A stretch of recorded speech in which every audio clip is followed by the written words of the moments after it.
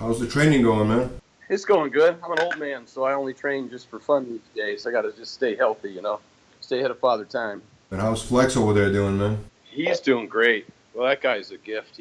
He's changed so much. Looks incredible.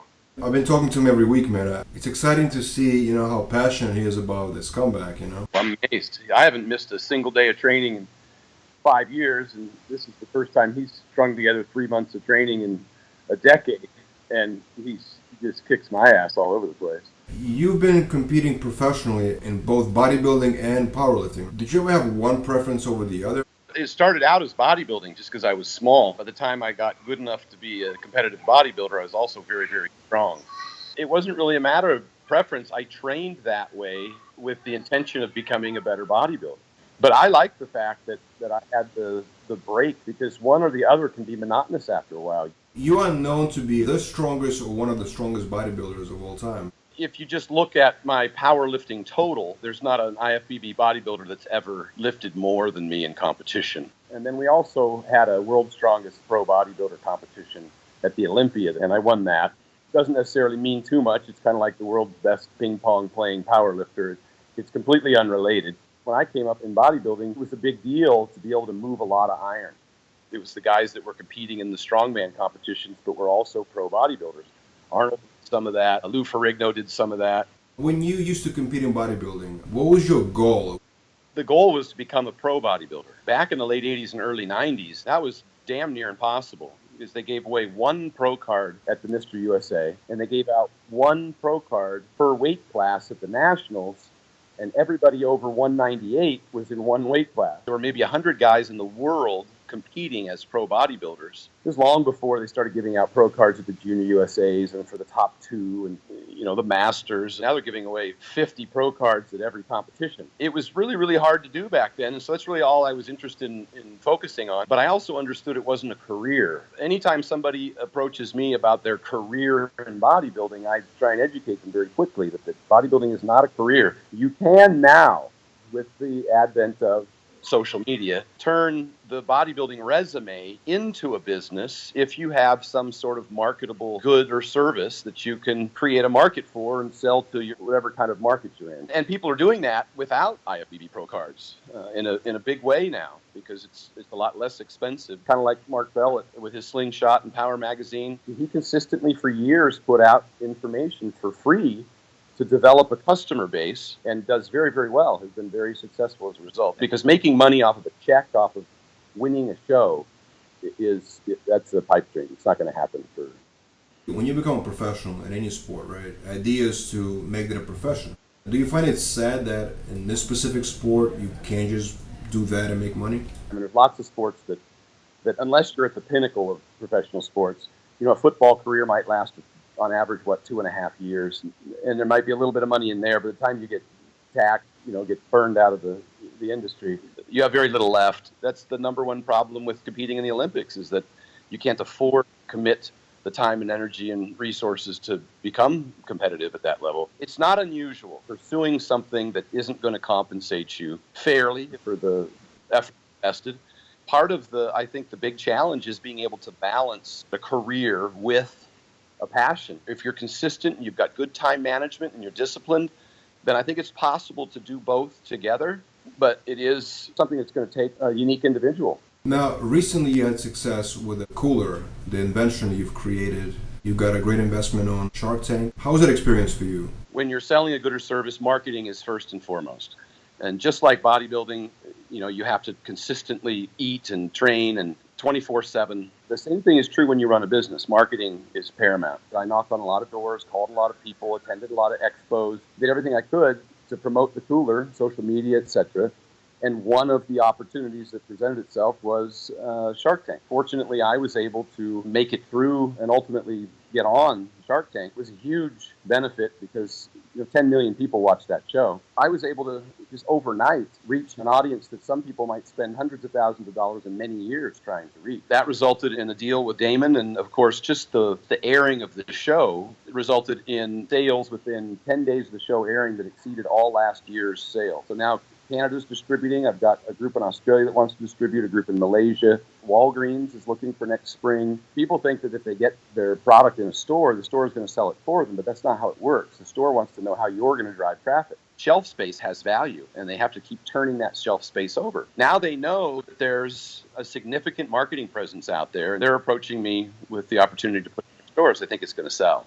From the moment that you were done with filming and making a deal, was there a lot of like due diligence that was made afterwards before the actual deal is solidified? There's a significant amount of due diligence prior. There's over 10 weeks worth of submittals of bank statements and tax returns, a whole bunch of video submittals to make sure that my presentation was going to be worthy of television.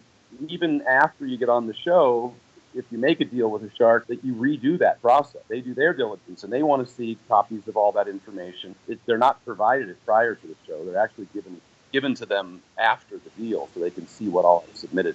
You know, really, you restart the negotiation process. The handshake on the show is just an introduction, really, for the real deal. So we had to go through that process as well to make sure that it's a viable investment. Eventually, we did sign a contract, and we're moving forward with that. And he has resources that have been beneficial to me already. I recently heard about this new contest that's being formed, which is called the Super League.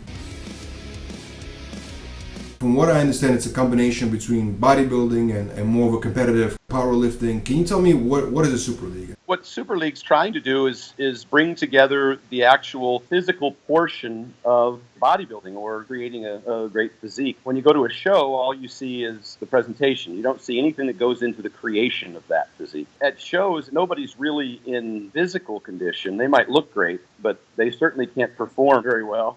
When you're in a bodybuilding stage, you probably couldn't fight your way out of a wet paper bag. You're so dehydrated. It looks great on stage, but it's not terribly, as you might say, functional. So what the hope is that athletes who just love the athletics, maybe don't want to compete because it's somewhat contrary to athletics, at some point you become less athletic or less strong or less able to perform because of the stress of dieting, etc. Anything that you do to try and build, hypertrophy, a muscular, balanced physique, they want to show that and compete on that level. So you're doing repetitions, you're doing hypertrophy kind of training for time, and you're doing multiple different movements, and then you are critiqued as well on the result, the kind of physique that you're presenting. I just recently saw something in the IFB NPC that they were creating a women's class for a certain look that wasn't terribly defined. That's kind of what they're looking for here, is a healthy physique.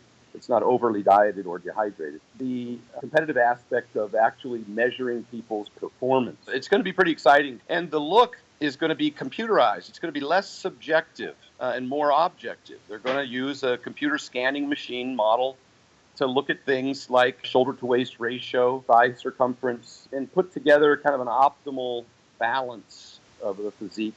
Same with the weight training, because you're being scored on the amount of weight that you can lift on a variety of different exercises. I like the idea that it's more objective, as would be in something like powerlifting or strongman, etc. You can train for it in such a way that you know where the measuring stick is.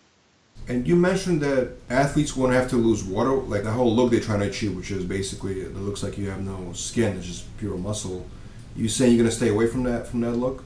You have to perform in strength and endurance. It's very difficult to do that in a dehydrated state. If you want to optimize one to the exclusion of the other, that may hurt you. That's going to prevent people from trying to over diet, and it's going to prevent them from trying to overeat to get very strong to win the lifting component. So you really have to come in as sort of a hybrid. What is the general message that you guys trying to create here?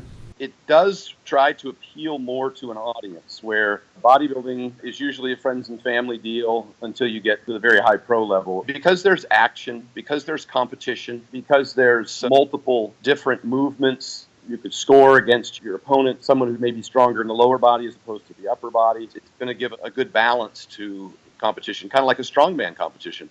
The average person begins to train, to exercise, to improve their body, they typically will go weight train and then gradually over time improve their body composition, improve their overall strength and balance. And this is going to accentuate that in a competitive fashion. And are you guys going to have different weight classes? They've got some classes that they've broken this up into, men's and women's and size. The first show is coming out, is it this month? End of this month? Yeah, it'll be on the weekend of the USA's here in Las Vegas. And then you guys are gonna have a second one, I believe, at some point towards the end of September, right? It's being promoted as we speak. Also, we're creating teams so athletes from different cities throughout the country can put together regional teams to compete against each other. And obviously, the best athletes will rise to the top, but it gives people an advantage to compete for their region. Recently, Dorian Yates has joined you guys as an organizer in this event, and obviously Dorian is a legendary bodybuilder. So it's interesting that he took interest to this endeavor, right? Yeah, absolutely. And Dorian's always said that he's the original blood and guts type of training of athlete.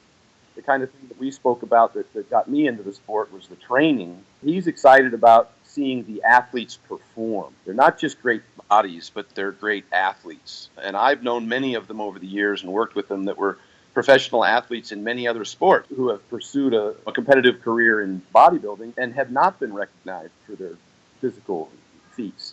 And there are some athletes coming to compete that are extraordinary in their competitive field, that definitely have pedigrees in other sports, that this lends itself well because they also look fantastic. I'm eager to see how this thing does because there's not enough competitions that are outside of the general bodybuilding forums. I actually can't wait to see myself because it's something completely different. It's exciting to see people perform athletically and have a great physique. Do you guys feel the pressure launching this endeavor?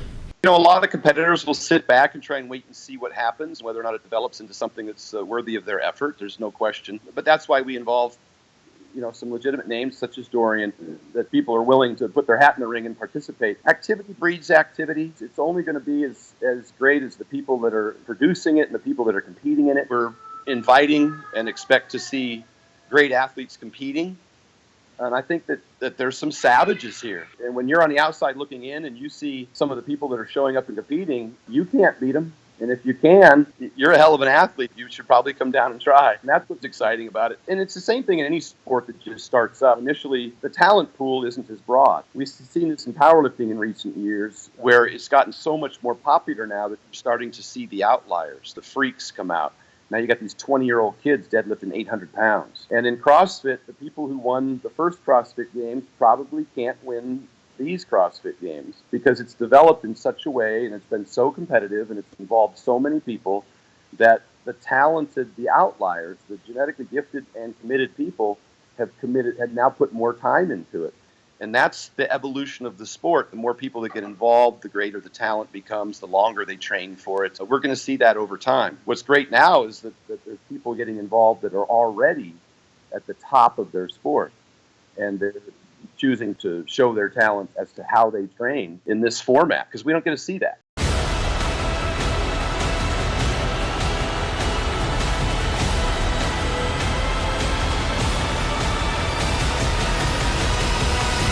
Generation Iron 2.